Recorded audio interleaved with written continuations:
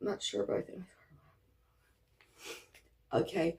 The recent issue of Gay and Lesbian Review published a letter to the editor that I wrote about an essay, an article they wrote called Making Sense of the Trans Right by Eli Ehrlich.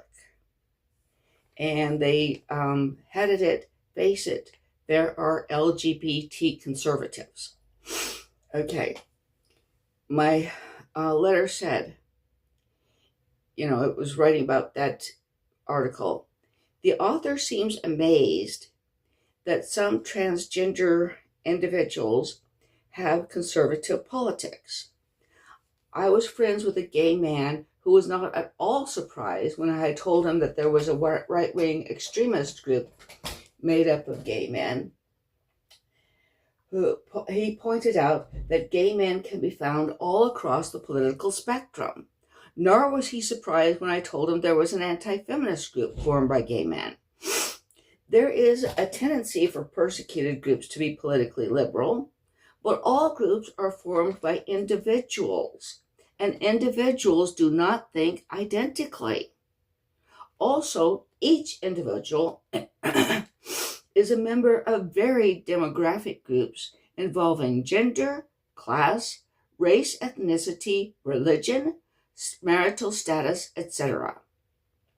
Some gay males might identify mainly as Native Americans. Some women might identify mainly with the poor. Some blacks might identify mainly with other Christians. And some lesbians might identify mainly with other single people. These cross-cutting identities and the varied values attached to them are bound to influence political opinions. Regarding that trans woman neo-Nazi, she cannot be crazier than white racism's entire Nazification since white racism ceased being mainstream.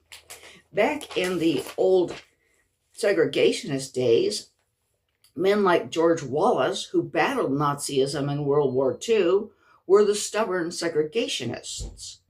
That Nazism represents, quote, white, unquote, pride, nationalism, or anything is sheer insanity.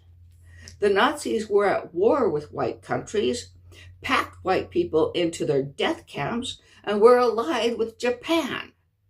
However, like everyone else, transgendered people can be expected to look at issues and come to their own conclusions, which will be varied and sometimes downright bigoted and twisted.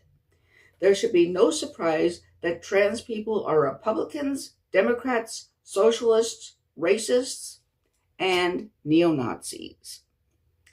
Denise Snow, Bolivar, Missouri.